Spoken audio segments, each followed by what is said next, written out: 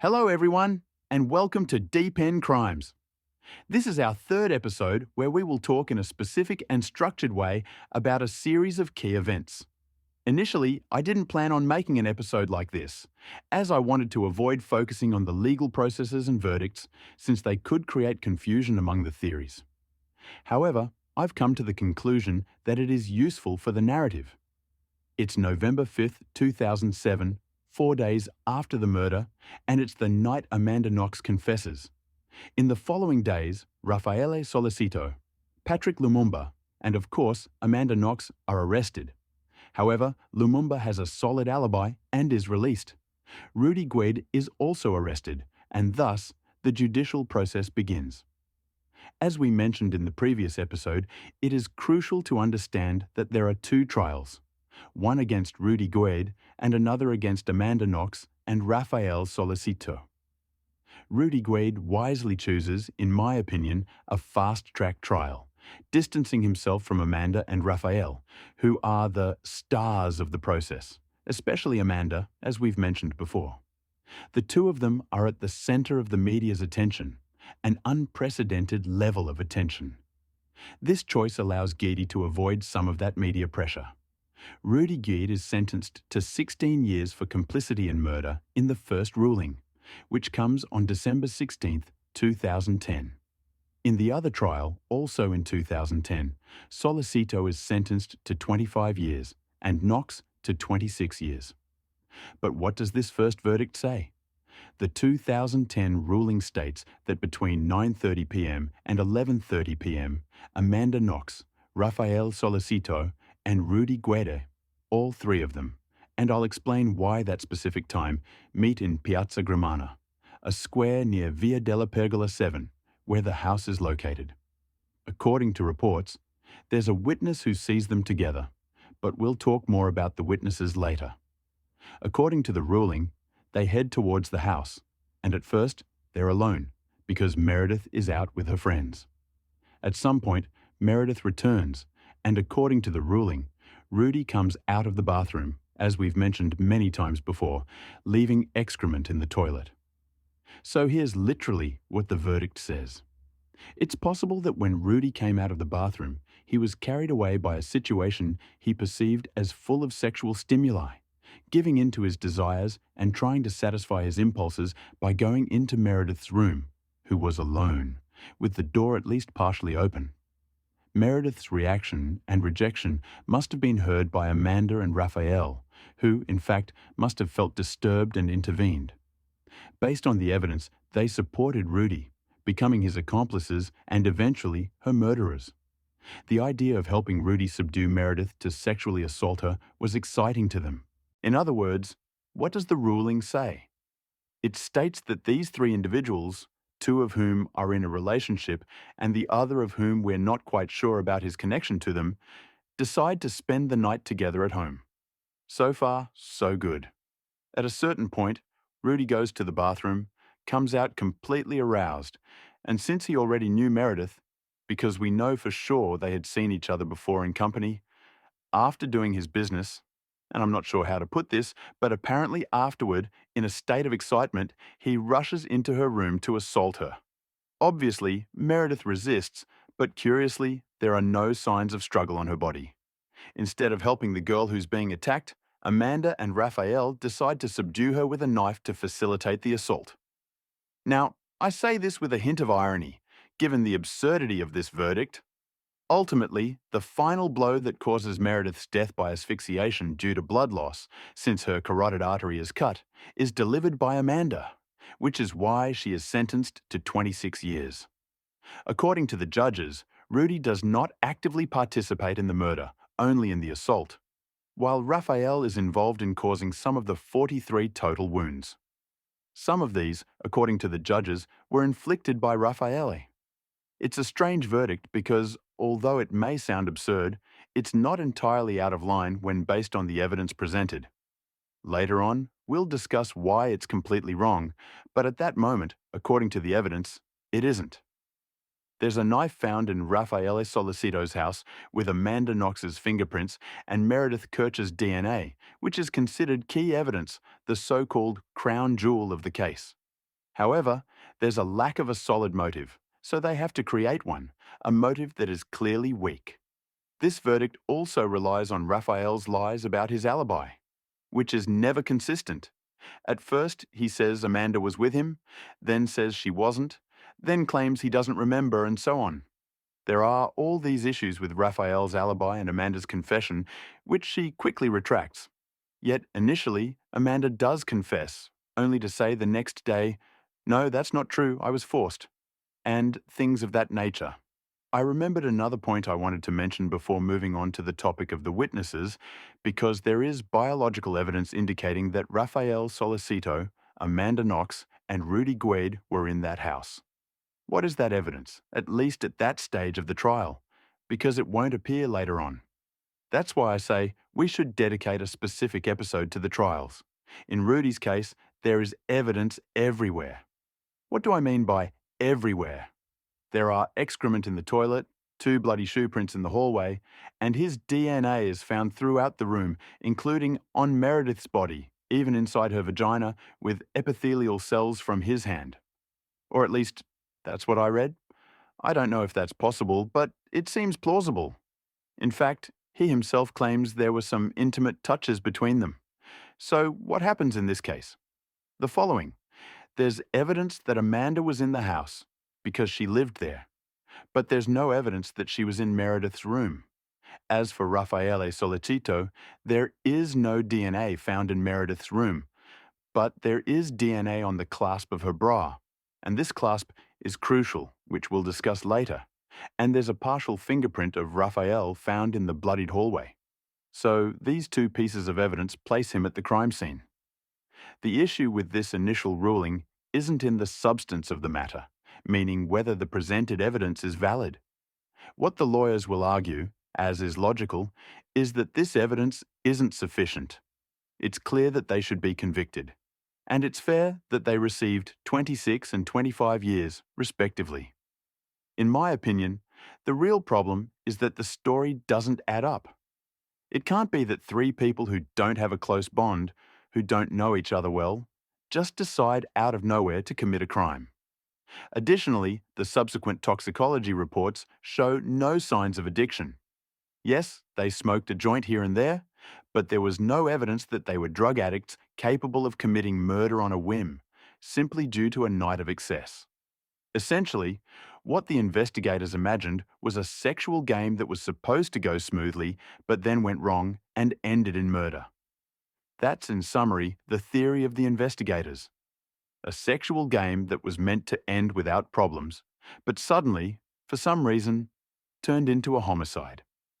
Now, let's move on to the chapter on witnesses.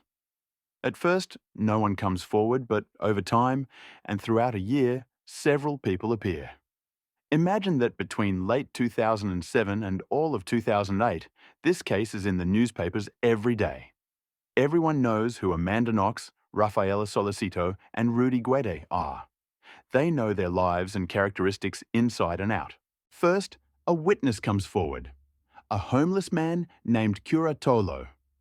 This homeless individual lived in Piazza Grimana, often frequented the area, and claims to have seen Amanda Knox, Raffaele Solicito, and a third person in Piazza Grimana between 9:30 p.m. and 11:30 p.m. Initially, he is believed, and he's also believed in the third trial, during the Court of Cassation. However, Curatolo is a homeless man with alcohol problems and a tendency to get involved in homicide cases. The previous year, he had testified against an alleged murderer in Perugia. Whenever there's a homicide in the area, he claims to have seen something. The second witness is a man in his 40s named Ekuran Kokomani. I apologize if that's not the correct pronunciation, but that's how it's written. He clearly has difficulties with the language, as the transcripts of his statements are almost incomprehensible. The judge has to repeat the same question several times, in the simplest way possible, because he's hard to understand, and he even rejects the interpreter. Kokomani tells a completely surreal story. Although his entire narrative isn't accepted in the first ruling, some parts of it are acknowledged. He claims that he was driving along Via della Pergola when he saw something in the middle of the street that he describes as a black bag. so he stops. In reality, the black bag turns out to be two people who are Raphael Solicito and Amanda Knox, and a little further away, Rudy Guade, who are arguing. He gets scared, and during the argument, it seems he punches Raphael, and then Amanda Knox pulls out a green bag, takes out a knife, and threatens him, though not violently. Rudy flees. It's a truly absurd story. Clearly, there's no evidence to support any of this. None of the neighbours heard this conversation in the street. One might imagine that perhaps he embellished the story, although he might have seen the three people fleeing together.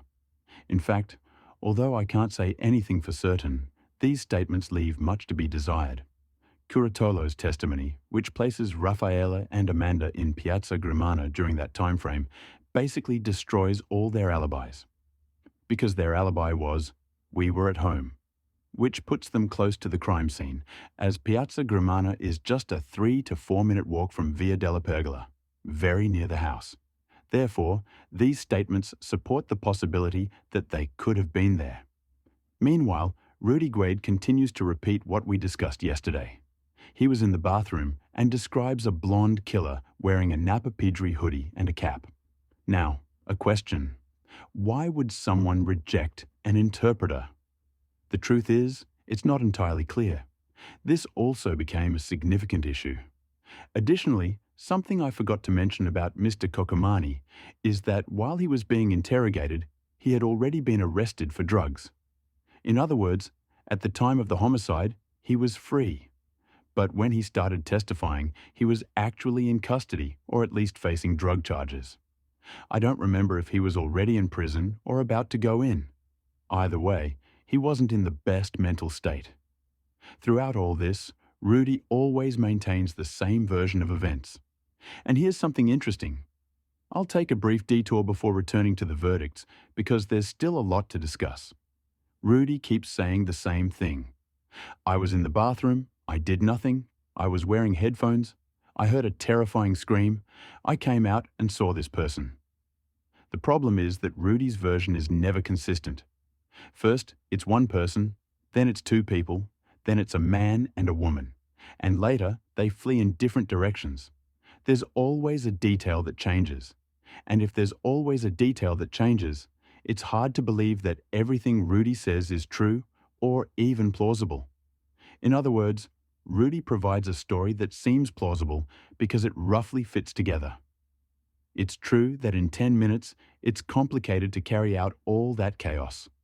To take a girl from the living room, drag her, hit her 50 times, beat her, try to assault her, and strip her.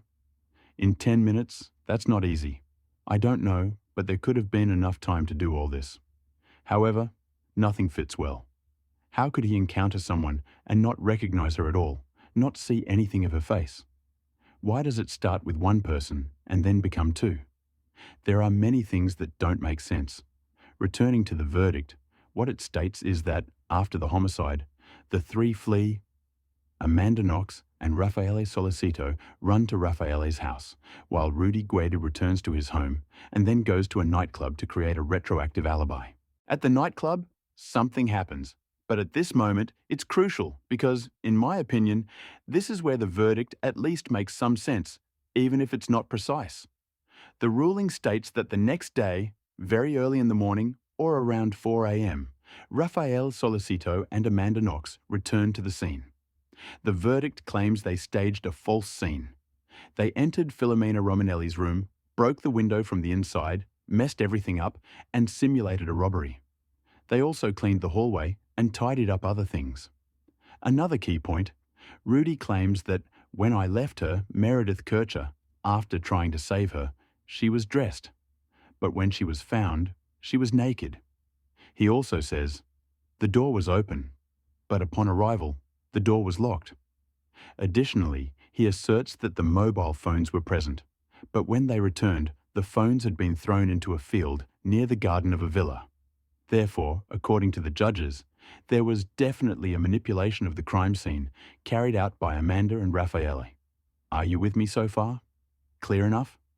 Amanda and Raffaele appealed on October 3rd, 2011, a year after the verdict. The Court of Appeals in Perugia partially reviewed the case and fully acquitted them. Incredible, right? A complete exoneration. Not like what would happen later, but I won't spoil more details for now to keep the suspense. So, why were they acquitted? Rumors say that Hillary Clinton, who was Secretary of State at the time, exerted strong pressure to free her fellow American, Amanda Knox. Additionally, Amanda had hired a marketing agency that transformed her public image from that of a reckless and arrogant person to a victim of a judicial error. But how is it possible that they were acquitted? Consider that Raffaele Solicito was defended by lawyer Buongiorno, one of the best in Italy and also an attorney for Berlusconi.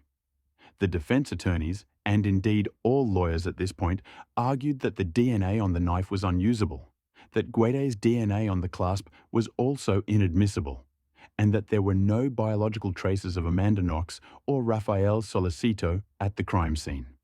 These three elements were key in the case. Let's review briefly. Of course, I don't have the items in question, and we must rely on what is stated in the reports.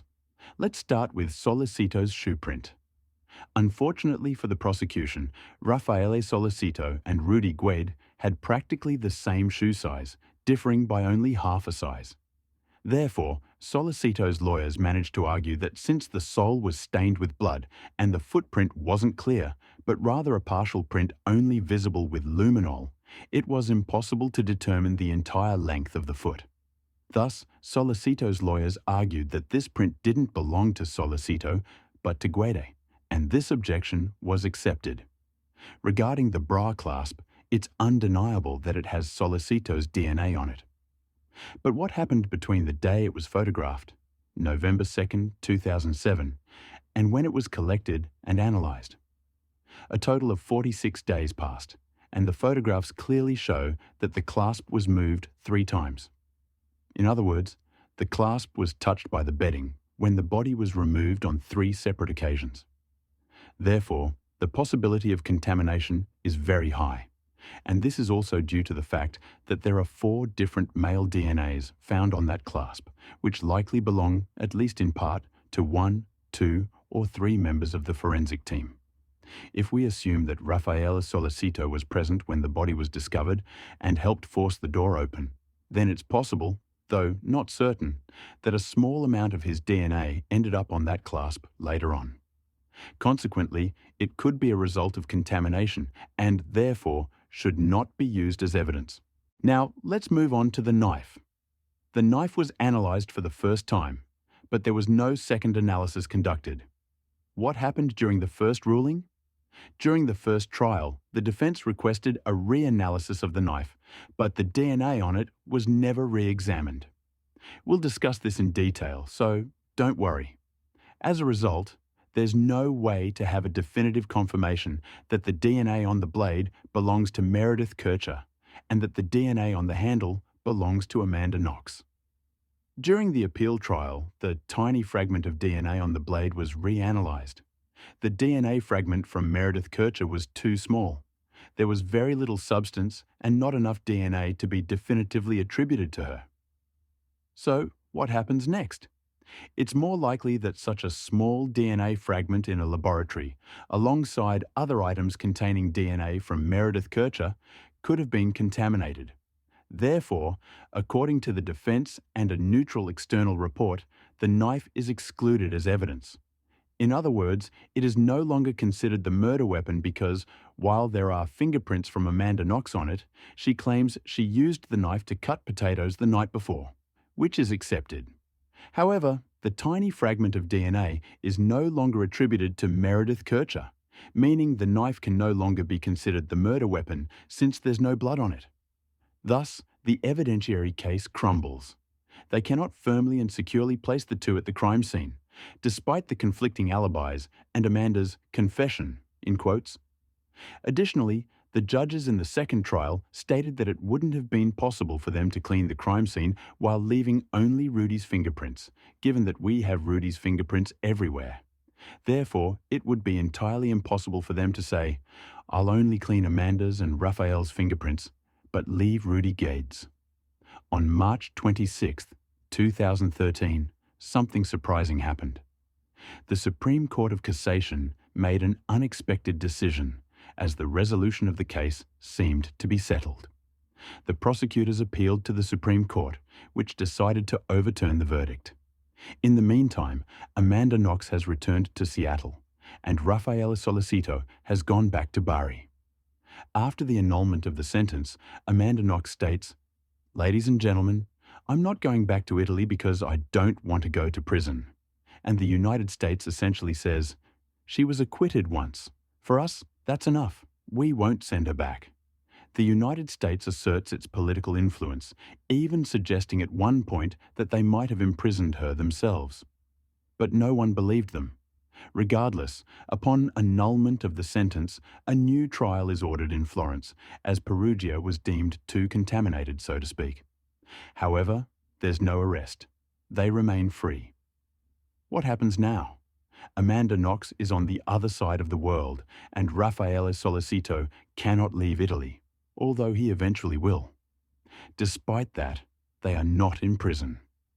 On January 30th, 2014, a crucial trial takes place in Florence. Guilty. The fourth trial overturns everything once again. Guilty. Amanda Knox receives 28 years and 6 months, while Rafael Solicito gets 25 years. It's unbelievable. No one expected it, neither the lawyers nor anyone else. They are condemned again.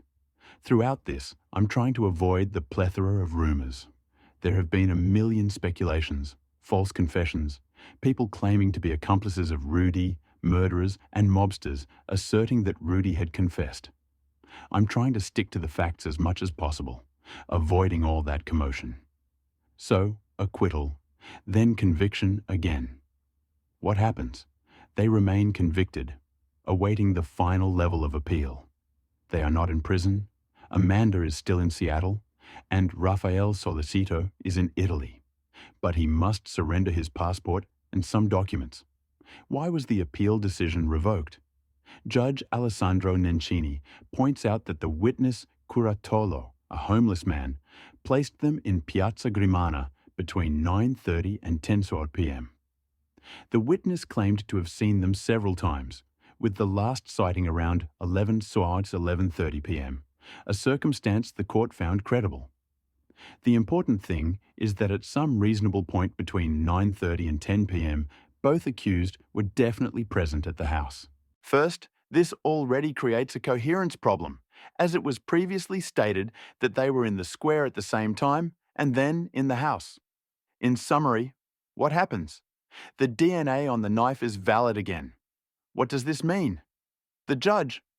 It's not easy to explain this point because it's delicate. The new judge, or rather, the new court led by Alessandro Nencini, states that although the DNA fragment on the knife is not from Meredith Kercher, the knife is still considered the murder weapon. Given that there are fingerprints from Amanda Knox on the murder weapon, she is deemed guilty.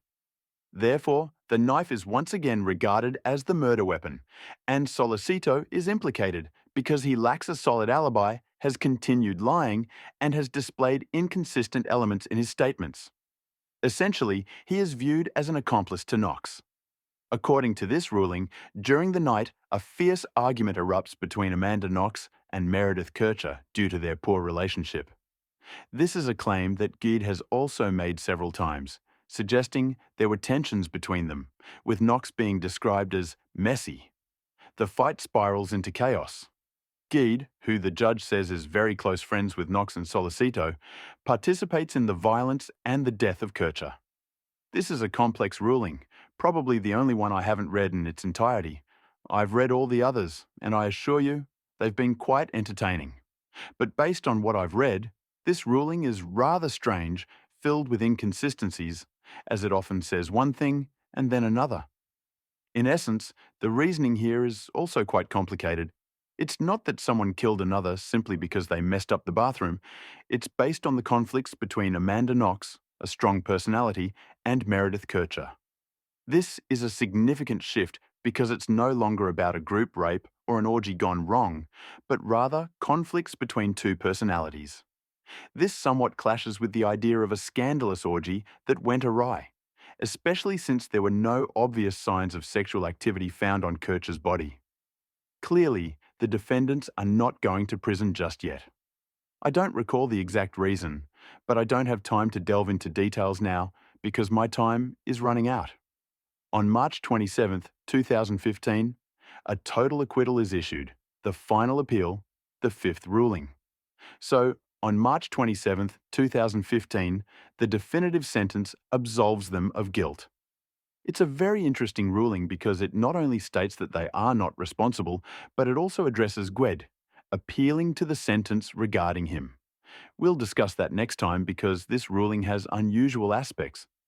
Alberto, who's listening to us, comments that the investigation was terribly mishandled, a typical Italian job. And he's right. On YouTube, you can find hours of videos from the crime scene, with people walking around without shoes and failing to change their gloves. The investigation was conducted deplorably. It's not just me saying this. It's asserted in the ruling. The so-called murder weapon, the knife, was picked up and placed in a cardboard box to take to the lab, without being packaged or photographed at the crime scene. The acquittal is based on a lack of evidence, not on the fact that the event didn't occur. The ruling is surprising because it states that Amanda was present, as she herself admits. The presence of Amanda in the crime house is concluded based on her own admissions. This is incredible. The ruling states that we cannot prove it, but she was there because she said so. As for Solicito, there remains doubt about whether he was present in the house on Via della Pergola the night of the crime, at a time that cannot be determined. Therefore, due to the lack of evidence, that moment could be either before or after Guede's act. So Amanda would have had non-punishable connivance, and Solicito is considered unrelated to the crime. The judges state that Guede is convicted of complicity in the murder, but they do not say he was the perpetrator. They claim he assisted, but in the ruling regarding Amanda Knox, they don't say she was the author. The ruling suggests that Amanda was in the house, probably in the kitchen or her room, covering her ears out of fear. It also suggests that Solicito was likely in the house, but his alibis are not strong enough. Yet there isn't sufficient evidence due to the poor investigation. The so-called key evidence that would incriminate him does not exist, but it's a substantial ruling because after this decision, you can't move forward. The processes come to an end. In fact, the ruling takes aim at Guede.